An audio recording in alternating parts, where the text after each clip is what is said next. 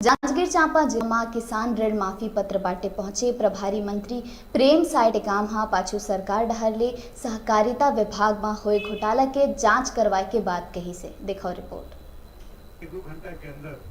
जांजगीर चांपा जिला के प्रभारी मंत्री और प्रदेश के सहकारी मंत्री प्रेम साय टेकाम कल जिला के प्रवास में रहीस।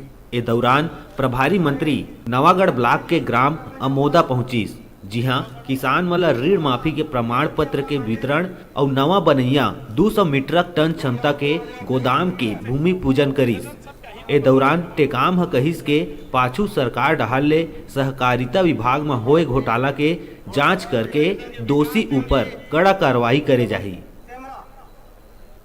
आज यहाँ पर अमोदा गांव में ऋण माफी का जो प्रमाण पत्र वो बांटने का कार्यक्रम था और गोडाउन का शिलान्यास जो करीब 15 लाख की गोडाउन बनेगी यहाँ पर, उसका शिलान्यास करने के लिए यहाँ कार्यक्रम था।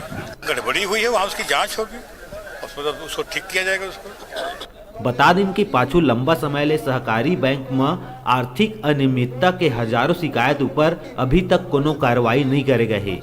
अब देखना ये है कि मंत्री महोदय के बयान के बाद ये विभाग में जांच कब हुई और कब दोषी मन ऊपर कार्रवाई करे जाही।